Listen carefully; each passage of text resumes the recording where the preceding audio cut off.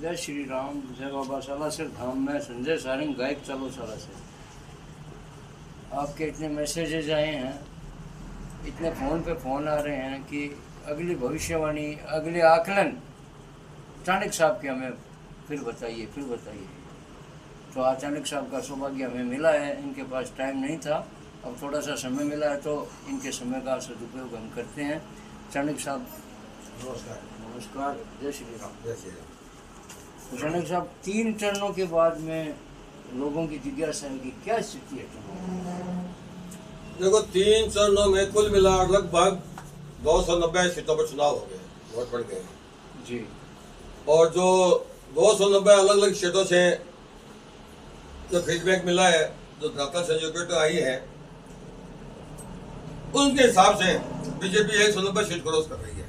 BJP मतलब NDA, BJP plus उसके सहयोगी 190 सीट आराम से क्रॉस कर रहे हैं। ये अमित शाह जी ने भी बोला था। अमित शाह जी ने बोला, देखो उनकी मैं मुकाबला नहीं कर सकता, लेकिन मेरे को जो मेरे हर स्टेट में मेरे दोस्त है, मेरे भाई बंधु है, मेरे रिलेटिव है जी। और मैंने लगभग हर स्टेट से अपना फीडबैक लिया है जी। उस हिसाब से मैं कह सकता हूँ। हाँ। भाई मोदी जी का तो नेटवर्क बहुत बड़ा है, वो तो आज देश के गृह मंत्री है, उनका अपन क्या मुकाबला कर सकते हैं, लेकिन अपना जो फीडबैक है, हर जगह अपने रिलेटिव है, हर सीट पर अपने दोस्त हैं, लेकिन आपका आकलन और उनका आकलन मेल तो खा रहा है ना। हाँ, मेल खा रहा है, लेकिन यह बात मैं दावे से कह सकता हूँ कि बीजेपी और उसके सहयोगी 190 सीट क्रॉस कर गए हैं। 190 क्रॉस। हाँ, बिल्कुल कर गए, 3 चरणों के चुनाव तक। और चाणक्य साहब, मतदान प्रतिशत का जो ये हल्ला हो रहा है कि कांग्रेस के हित में गया, बीजेपी के हित में गया, बीजेपी हारेगी, ऐसा ये क्या हो हल्ला हो रहा है? देखो, अल्लाह जो आप मेरे से प्रश्न पूछ रहे हैं उसकी मैं ये बात बता दूं, कल चुनाव इलेक्शन में मुख्य चुनाव अधिकारी ने कांग्रेस के राष्ट्रीय अध्यक्ष खड़गे जी को इतनी डांट पिलाई है कि आप क्यों फालतू हल्ला कर रहे हैं। जी। पहले पोलिंग परसेंटेज आया था कि 63% वोट पोलिंग हुई है, उसके बाद में 4-5% और वोट बोल गई, 68 के लगभग पोलिंग हुई है। और अब ये कांग्रेस वाले क्या बोल रहे हैं कि जो 5% 6% जो आंकड़ा चुनाव आयोग ने बाद में जारी किया है, ये अपनी वो बीजेपी को फायदा पहुंचाएंगे, पेटियों में धांधली करेंगे, ईवीएम में गड़बड़ी करेंगे। इनका बचाव क्या है? ये कांग्रेस के राष्ट्रीय अध्यक्ष को मुख्य चुनाव आयोग ने डांट पिलाई है कि आप अपनी औकात में रहिए। सही है। आप चुनाव आयोग पर क्या गोली उठा रहे हैं? बिल्कुल सही है। ये तो इनकी हालत है। हार जाए तो ये, जीत जाए तो हम। हार तो इनकी सुनिश्चित है, मैं आपको बता दूं, हार तो सुनिश्चित है। यदि केरला और ये जो 3 चरणों के चुनाव हुए हैं, यदि उनमें केरला और तमिलनाडु से अपन अलग कर दें तो ये कांग्रेस और जो ईडी गठबंधन है, ये 25 सीट तक नहीं पहुंच रहा है। मैं आपको बता दूं, 25 सीट नहीं पहुंच रहा है, ये तो इनकी हालत है। तो चाणक्य जी, कुल मिला के क्या आकलन है? वो जिज्ञासा लोगों के, वो ज़्यादा जिज्ञासा है क्योंकि हेरिटेज मार्केट धीरे धीरे गिर रहा है और आपका आकलन कहीं और जा रहा है। मेरा आकलन पहले भी 325 सीट का था, अकेले बीजेपी जी, और गठबंधन सहित 395 में से 405 के प्लस बीच में था। हाँ। मेरा पहला भी आकलन हुआ था और मेरा आकलन आज भी हुआ। हेरिटेज मार्केट 295 कर रहा है। हेरिटेज मार्केट की जहाँ तक बात है, विदेशी ताकतें जी। सिर्फ मोदी जी की गुडविल और भारतवर्ष की गुडविल डाउन करने के लिए ये एक बहुत बड़ा षड्यंत्र है। कल जो दुनिया की सबसे बड़ी ताकत है रशिया, उसने भी ये कह दिया जी कि भारतवर्ष के चुनाव में मोदी जी को गुडविल को डाउन करने के लिए एक दूसरी जो भारतवर्ष वो विश्व की महान शक्ति है वो लगी हुई है। एक तो आप कनाडा देख लीजिए, जी। कितना पैसा बर्बाद किया था कनाडा ने सिर्फ मोदी जी की गुडविल खराब करने के लिए। क्या सिर्फ किसान आंदोलन कितना बड़ा किया था पंजाब में, किया था, आपसे कोई छिपा हुआ नहीं है। हाँ। क्या सिर्फ किसान पंजाब में ही है? इतना भारतवर्ष है, 135 करोड़ की पॉपुलेशन है, सिर्फ का किसान सिर्फ पंजाब में ही है क्या? मेरे को इस बात का आप जवाब दीजिए। नहीं, वो तो पूरे भारत देश में ही, पूरे भारत देश में सिर्फ कनाडा खालिस्तान को पनाह देने के लिए, ताकि मोदी की गुडविल डाउन हो, मोदी सरकार की विश्वसनीयता को पसंद चलने लगे, उनके लिए उसने बर्बाद कर दिया। तो आपने कभी देखा होगा कि किसान आंदोलन ऐसे के अंदर वहां पर बैठे हुए, अरे नए ब्लैंकेट वहां पर लोगों को रात में ओढ़ने के लिए वहां पर दिए जा रहे हैं। अरे आज तक तो नहीं हुआ। एक तरफ तो आप बर्बाद ये बोल रहे हैं कि कितनी गरीबी छाई हुई है, लोगों को खाने के लिए परेशानी है, और एक तरफ आप आंदोलन कर रहे हैं, वहां पर आपको एसी लगाया जा रहा है, हीटर लगाए जा रहे हैं, नए कपड़े बांटे जा रहे हैं। यह सब मोदी सरकार की विश्वसनीयता पर और उनकी, लेकिन यह भी कोई, मोदी जी भी कोई छोटी मोटी चीज नहीं है। मैं आपको बता दूं, आप विश्वास करें नहीं करें, यह भी कोई शिव के अवतार है, यह देवीय शक्ति है। नहीं, आप मेरे को बताइए, एक दिन में 5-5 जगह मीटिंग करना, उसके बाद में रोड शो करना, ये इनका दिल्ली का कार्यक्रम है, उसके बाद भी मोदी जी थक नहीं रहे हैं, तो क्या साधारण मनुष्य है क्या ये? नहीं, कोई ये तो साधारण नहीं है, तो अद्वितीय और भगवान की और अवतारी। और जहां तक आप हेरिटेज मार्केट के बता रहे हैं, मैं आपको बता दूं, जो ये मोदी विरोधी मीडिया है, जो ऐसी के कमरों में बैठ जाती है, इनको धरातल से कुछ लेना देना, इनका सिर्फ एक ही काम है, मोदी सरकार की किसी तरह बुराई करो और किसी तरह इनको निशा दिखाओ। उसके हिसाब से ये जो आप बता रहे हैं हेरिटेज मार्केट या प्लेस्टेशन होता है। मैं आपको नाम लेके बता दूं, ये अबे दुबे हैं, ये रवीश कुमार है, ये आशुतोष है, क्या ये वजीद कुमार अंजुम है, ये पत्रकार है कोई? आप डाका डालिए, कम से कम ये तो बचेगा ये डाकू है। अरे ये तो साधु की वेश बन के डाका डाल रहे हैं, नाम के पत्रकार हैं। पत्रकार का क्या काम होता है? निष्पक्ष पत्रकार वही होता है। ये तो साधु के वेश में डाका डाल रहे हैं, मोदी जी की आलोचना कर रहे हैं, अब बोलते हैं हम निष्पक्ष पत्रकार हैं। कहाँ है ये पत्रकार? और उनके हिसाब से ये जो आप बता रहे सट्टा मार्केट या हेरिटेज मार्केट, ये फ्लक्चुएशन हो रहा है और कुछ विदेशी ताकतें लगी हुई है। मैं आपको पहले भी बोला था, फिर मैं अपनी बात को रिपीट कर रहा हूँ कि 300 से कम मोदी जी की सीट आने वाली नहीं है। और मोदी जी भी यही बोल रहे हैं, और उनके मुख से माँ सरस्वती विराजमान है। राजस्थान में उन्होंने बोला था कि देव उठनी 11 के दिन नरेंद्र मोदी बोल रहा है, गहलोत जी को नहीं मिला वोट जी, ऐसा उन्होंने बोला, और आपकी सरकार फिर कभी नहीं आएगी, और वैसा हो गया। मैं आपको नहीं, मैं आपको साथ में एक चीज और बता दूं जी। कश्मीर से कन्याकुमारी तक मैं आपको गिना रहा हूं, 20 स्टेट ऐसे हैं वहां पर कांग्रेस का खाता नहीं खुलने वाला। 20 स्टेट ऐसे हैं भारतवर्ष में, कश्मीर से लेकर कन्याकुमारी, वहां पर कांग्रेस का खाता नहीं खुलने वाला। आप चलिए कश्मीर, कांग्रेस का खाता नहीं खुलने वाला। उसके बाद में चलिए हिमाचल प्रदेश 4 सीट है, कांग्रेस का खाता नहीं खुलने वाला। उत्तराखंड 5 सीट, कांग्रेस का खाता नहीं खुलने वाला। दिल्ली 7 सीट, कांग्रेस का खाता नहीं खुलने वाला। गुजरात 26 सीट, कांग्रेस का खाता नहीं खुलने वाला। उड़ीसा 21 सीट, कांग्रेस का खाता नहीं खुलने वाला। उसके बाद में उत्तराखंड, अपने छत्तीसगढ़ 11 सीट, कांग्रेस का खाता खुलने वाला नहीं। पिछली बार 2 सीट आई थी, वो भी इस बार जा रही है। झारखंड 14 सीट, पिछली बार भी खाता नहीं खुला था, इस बार भी खाता नहीं खुलने वाला। आंध्र प्रदेश 25 सीट, खाता नहीं खुलने वाला। आसाम 14 सीट, कांग्रेस का खाता नहीं खुलने वाला। मेघालय 2 सीट, कांग्रेस का खाता नहीं खुलने वाला। अगर तो उसके बाद में अरुणाचल 2 सीट, कांग्रेस का खाता नहीं खुलने वाला। मणिपुर 2 सीट, कांग्रेस का खाता नहीं खुलने वाला। उसके बाद त्रिपुरा 2 सीट, कांग्रेस का खाता नहीं खुलने। ये तो पोजीशन है। क्या बात कर रहे हैं आप, किसकी बात कर रहे हैं? और उसके बाद में जो बड़े स्टेट है, मैं आपको बता दूं, उत्तर प्रदेश 80 सीट का मालिक अकेला स्टेट है। यूपी कांग्रेस को यदि आ जाए तो कोई भूल से जीत आ जाए, जिनकी 413 विधानसभा सीट में सिर्फ 2 एमएलए जीते हैं। क्या लड़ाई, क्या संघर्ष में वहां पर कोई आ जाए भूल चूक से तो कोई 1 सीट आ जाए, लेकिन यूपी में 80 सीट में कांग्रेस का खाता नहीं खुलने वाला है। उसके बाद महाराष्ट्र 68 सीट, पिछली बार 1 सीट आई थी, वो आई थी सीट चंद्रपुर, और वो भी नहीं आने वाली। वहां पर वोट पड़ गए हैं और वो भी सीट कांग्रेस हार गई है, मैं आपको बता दूं। तो उसके बाद में एमपी 29 सीट, पिछली बार 1 छिंदवाड़ा सीट आई थी कमलनाथ के बेटे की, नुकुलनाथ की, वो भी चुनाव हार गए। उड़ीसा जो बड़े स्टेट है, आंध्र प्रदेश में 13 तारीख को पोलिंग होने वाली है, 25 सीट के, खाता नहीं खुलने वाला कांग्रेस का। ये कौन सी लड़ाई कर रहे हैं? क्या करेगा सट्टा मार्केट? बिहार 40 सीट का मालिक है बिहार, 1 सीट। पिछली बार भी किशनगंज सीट आई थी, हो सकता है इस बार वो वापिस सीट पे रिजल्ट, क्यों? वहां पर माइनॉरिटी पॉपुलेशन 65% है, इसलिए मैं मानता हूँ। तो ये तो हालत है। फिर आप क्या, किसकी लड़ाई है? क्या आधार पर जो आप हेरिटेज मार्केट बता रहे हैं, क्या आधार पर कर रहा है ये स्पेसिफिकेशन? मेरे को तो समझ से बाहर की चीज है। तो इसका मतलब मोदी जी का जो नारा है 400 पार, बिल्कुल सक्सेस होने वाला है, बिल्कुल। गोवा 2 सीट, पिछली बार 1 सीट आई थी, वो भी दोनों बीजेपी जीत रही है। पिछली बार अंडमान निकोबार सीट भी कांग्रेस ने जीती थी, वो इस बार बीजेपी जीत रही है। ये तो इनकी हालत है।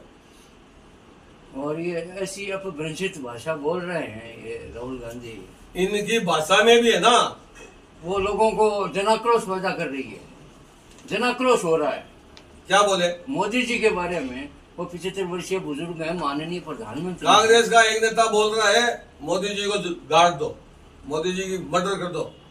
और जो शिवसेना के लीडर है जी, वो सावंत, क्या नाम है उनका, हाँ संजय राउत, हाँ, वो क्या बोल रहे हैं, मोदी को कब्र में दफना देंगे। अरे इनमें ही आपको हिंदू मुसलमान, अरे मोदी जी तो हिंदू घर में पैदा हुए हैं, क्या कहाँ बात करते हैं आप दफना देंगी।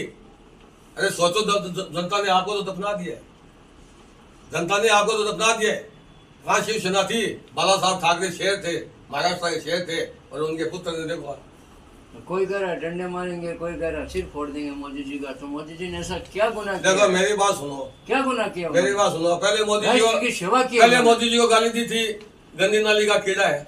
जनता ने क्या जवाब दिया, इनको याद है अच्छी तरह कि जनता ने हमारे को क्या जवाब दिया।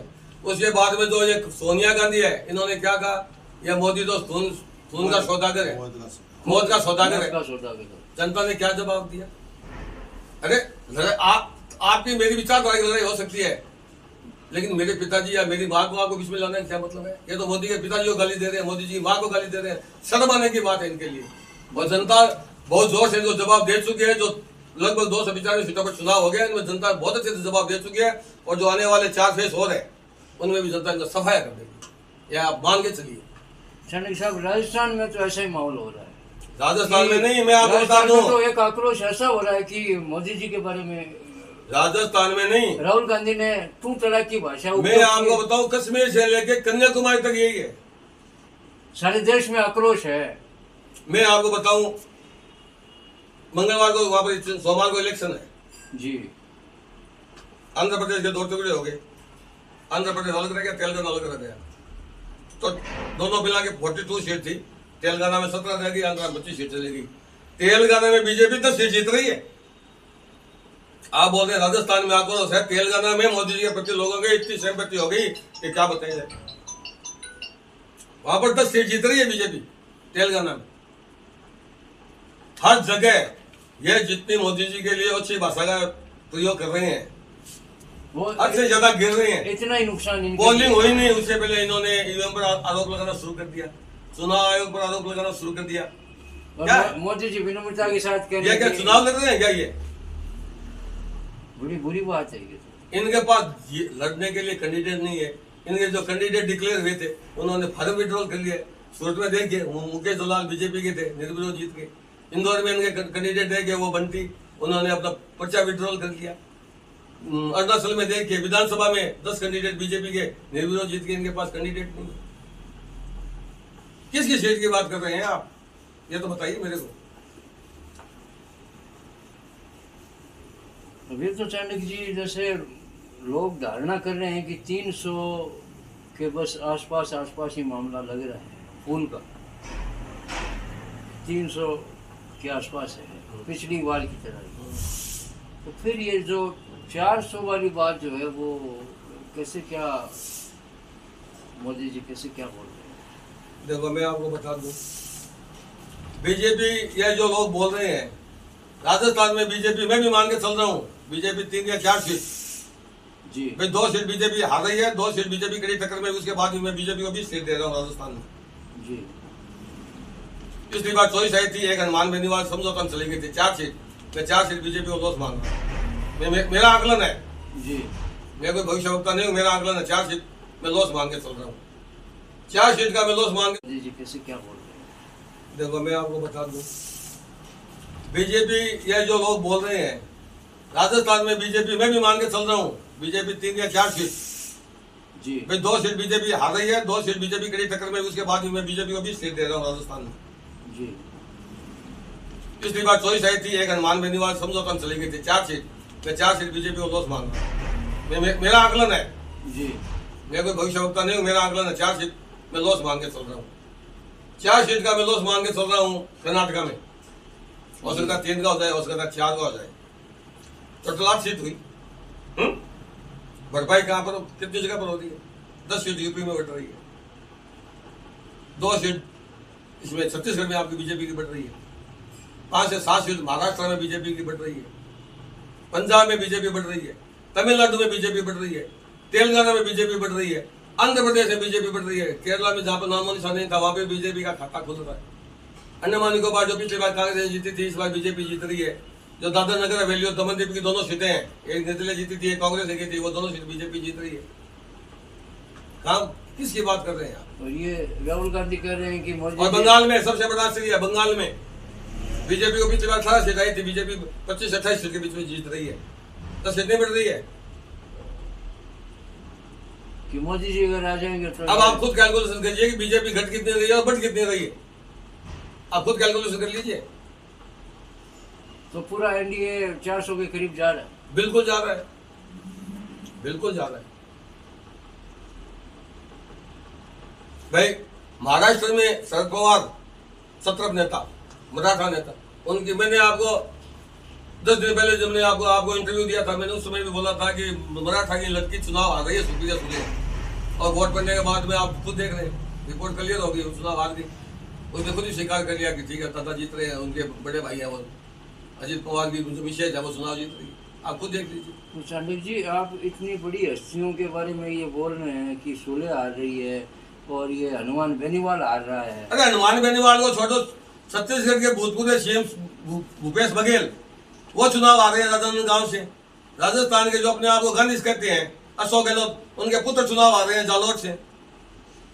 जो इतने जो बड़े सूबे के मुख्यमंत्री रहे हैं वो खुद आ रहे हैं, उनके औलाद आ रही है, तो कहां सीट आएगी? तो फिर से रामराज आने वाला है। बिल्कुल रामराज आने वाला है, उसको कोई नहीं रोक सकता। ये सिर्फ प्रोपेगेंडा है विदेशी ताकतों का कि किसी तरह मोदी जी की छवि धूमिल की जाए और कुछ नहीं। और ये गांधी और जो ये अपने ऐसी कमरों में बैठे हैं, जो ये धूर्त पत्रकार, मैं नाम लेने में मेरे को शर्म नहीं आती है जी, रवीश कुमार, अजीत अंजुम, ये जो अभय दुबे, आशुतोष, क्या ये बोले राम मंदिर के ताला लगवा क्या देंगे, ये? ताला लगवा देंगे। और दो मैनपुरी सीट भी इतनी कठिन संघर्ष में फंस गई है कि आपको ताजुब होगा। यदि वहां से डिम्पल या चुनाव या हार जाए ना तो कोई आपको सरप्राइज नहीं होना चाहिए। ये हालत है मैनपुरी सीट की, जो यादवों का समझा जाता है। मोदी जी कह रहे हैं कि ये राहुल गांधी और कांग्रेस ये बयान कर रही है कि राम मंदिर के ताला फिर से लगवा देंगे, फिर से लगवा देंगे। आप एक चीज, तीसरा चरण का वोटिंग हो रहा था जी, तीसरे चरण में पोलिंग हो रही थी और दोपहर में 2 बजे लालू यादव को मालूम हो गया कि सारे ओबीसी वोट है बीजेपी की तरफ और जो है एनडीए गठबंधन की तरफ जा रहे हैं। उन्होंने 2 बजे ये कॉन्फ्रेंस करके घोषणा की कि हम मुसलमानों को आरक्षण देंगे। 2 बजे उनको घोषणा करनी पड़ी। क्यों? क्या जनता बेवकूफ है? जनता समझती नहीं है क्या ओबीसी लोग बेवकूफ हैं? खुद आप खुद सब देख लीजिए, धर्म के नाम पर ही आरक्षण दे रहे हैं। तो राम जी के विरोध में भी कुछ ऐसा बोल रहे हैं। ये सबके विरोध में है, इनका सिर्फ एक ही माइनॉरिटी जिंदाबाद, इनके अलावा इनके पास कोई दूसरा एजेंडा ही नहीं है। मोदी जी योगी जी के इनके प्रयास से आप एक चीज सुनिए जी, 5 साल से जहां तक मेरी समझ है, इस राहुल गांधी ने सिर्फ 2 ही भाषा सीखी थी, अडानी और अंबानी। इसके अलावा इसको कोई सब्जेक्ट पे बोलना नहीं आता था। क्यों? कि पहले तो ये बोलता था राफेल पर, सुप्रीम कोर्ट से डांट पड़ी, दूध का दूध पानी का पानी हो गया, बोले कुछ नहीं बोलना है, अब फालतू का हल्ला कर रहे हैं, झूठ है। आप राफेल बंद हो गया, उसके बाद में अडानी और अंबानी के पीछे पड़े। इनको कुछ आता तो है क्या? फिर राम दर्शन करने के लिए जा रहे हैं। ये इसको कुछ आता तो है क्या? जब मेरी बात बताइए, भारतवर्ष में लगभग 780-85 टोटल जिले हैं और मैं आपको गारंटी के साथ कह सकता हूं कि भारतवर्ष का ऐसा कोई जिला नहीं है जहां पर मोदी जी ने एक रात नहीं बिताई। 785 डिस्ट्रिक्ट है पूरे भारतवर्ष में और ऐसा कोई जिला नहीं है जहां पर मोदी जी ने एक रात नहीं गुजारी हो। इनको तो खानदान में राजनीति मिली थी। और राहुल गांधी के नाना देश के प्रधानमंत्री थे जवाहरलाल नेहरू, इनकी दादी इंदिरा गांधी देश के प्रधानमंत्री थी, इसके पिताजी राजीव गांधी देश के प्रधानमंत्री थे, हैं? और उसके बाद में इनका ये अपनी सीट नहीं बचा रहे हैं। आज अमेठी से क्यों भागना पड़ा इनको? क्यों भागे ये अमेठी से? ये बोलते हमारी खानदानी सीट है, क्यों छोड़ के जाना पड़ा इनको? ये तो इनकी हालत है। और आप बोलते हैं सट्टा मार के क्या कह रहा है, इनको क्या सिखाएगी, क्या सिखाएगी इनको? तो रायबरेली ये 50 सीट पहुंचने वाले नहीं है। वायनाड से भाग के फिर और रायबरेली मैंने आपको उस दिन भी कहा था, वायनाड में बहुत ज्यादा संघर्ष है, बहुत कड़ी टक्कर में है राहुल गांधी, हार भी सकते हैं। बिल्कुल। तभी तो यहाँ पर आएंगे, तभी तो यहाँ पर आएंगे। इनकी तो ये तो हालत है। और इनकी समाजवादी पार्टी यूपी में पिछली बार बीएसपी के साथ में, बहन मायावती के साथ में मिलकर चुनाव लड़ा था, तब 5 सीट आई थी, और वो 5 सीट नहीं आने वाली। जो शिवपाल यादव का लड़का है अक्षय यादव, वो बदायूं से चुनाव आता है। जो रामगोपाल यादव का लड़का है वो फिरोजाबाद से चुनाव आ गए, और ये खुद भयंकर टक्कर में फंसा हुआ है। कन्नौज सीट से भी अखिलेश यादव खुद बहुत कड़ी टक्कर में फंसा हुआ है। तो ये हालत है इनकी, और आप बोलते हैं क्या? मेरे को बताओ ना। चाणक्य जी, अब हमें दर्शकों की जिज्ञासा के अनुसार उनके ये जिज्ञासा है कि चाणक्य जी कितनी सीटें ला रहे हैं और कितना एनडीए को ला रहे हैं, क्योंकि उनका भी एक आकलन वो कर रहे हैं। तो ऐसा क्या आपके समझ में आया? मैंने आपको पहले ही बताया था ना, बीजेपी अपने बलबूते पर 325 सीट जीतने वाली है, अपने बलबूते, कमल के निशान पर। और 65 सीट, 70 सीट का लगभग उसके सहयोग इधर जीत रहे हैं। तो 65 और 70 सीट आप दक्षिण भारत में ला रहे हैं। क्यों? महाराष्ट्र में आएगी, बिहार में नहीं आएगी। जनता दल यूनाइटेड है, चिराग पासवान की लोक जनशक्ति पार्टी है, वो नहीं आएगी। 5-7 सीट उनके सहयोगी जो गठबंधन तमिलनाडु में आ रही है, क्या तो आंध्रा के मंदिर तेलुगु देशम पार्टी, उनका तो एक तरफ पूरा वेव चल रहा है, वो नहीं आएगी, सभी आएगी। तो कई तो ये हमारे दर्शक श्रोता ये कह रहे हैं कि चाणक्य जी सिर्फ बीजेपी माइंड से बात कर रहे हैं, ऐसा कैसे? देखो ऐसा है, मेरे पास इनकी जो ये जो झूठे पत्रकार बनकर बैठे हैं, उनकी तरह कोई वो तो मीडिया मैनेजमेंट तो है नहीं। मैं जिस स्टेट से रिपोर्ट देता हूँ, और भगवान के दया से हर जिले में मेरे कोई ना कोई मेरा यार दोस्त, मेरा रिलेटिव है, मैं वहां से फीडबैक लेता हूँ। आप एक चीज नोट किया क्या? मोदी जी कभी इंटेलिजेंस से रिपोर्ट नहीं लेते हैं कौन सी जीत रहे हैं, क्या हो रहे हैं। वो रात को, क्योंकि पूरी इंडिया में वो घूमे हुए हैं, कौन से जिले में, कौन सी तहसील में आरएसएस का प्रचारक है, वो उनको फोन करते हैं, आपके जिले में क्या पोजीशन है। उनका फीडबैक लेके मोदी जी अपनी रिपोर्ट बनाते हैं, हमें आपको बता दूंगे। उनको सरप्राइज होते हैं जब फोन आता है, बोले नहीं मोदी जी बात करेंगे, बोले मोदी जी बात करेंगे, वो सरप्राइज। क्यों? वो एक आदमी को जानते हैं। कभी वो इंटेलिजेंस की रिपोर्ट पर विश्वास नहीं करते हैं। इंटेलिजेंस रिपोर्ट क्या बता रही है, 500 आ रही है, 400 आ रही है, 300 आ रही है, वो आपने जो कार्यकर्ता आरएसएस के पुराने, उनसे वो रिपोर्ट लेते हैं, उस हिसाब से अपने फीडबैक बनाते हैं। उस हिसाब से आप फीडबैक अपना ले। मैं अपने भगवान के दया से हर लगभग हर कॉन्स्टिट्यूंसी के अंदर मेरे कोई यार दोस्त है, कोई रिलेटिव है, मैं उनसे रिपोर्ट लेता हूँ भाई आपके कॉन्स्टिट्यूंसी में क्या पोजीशन होने वाली है जी, कौन चुनाव लड़ रहे हैं, पहले क्या थी अब क्या है। तो वो जो बताते हैं वो आपका सही उतरता है। हाँ, वो बताते हैं, उसके बाद मैं अपना अलग उसका एनालिसिस करता हूँ कि पिछली बार क्या पोजीशन थी, इस बार टिकट किसकी कटी है, किसके साथ कोलैबोरेशन हुआ है, किस क्या है, उस हिसाब से मैं अपना। तो 325 आपका बिल्कुल खुला आकलन है, 325 फूल खिलेंगे। देखो अभी 4 फेस बाकी है।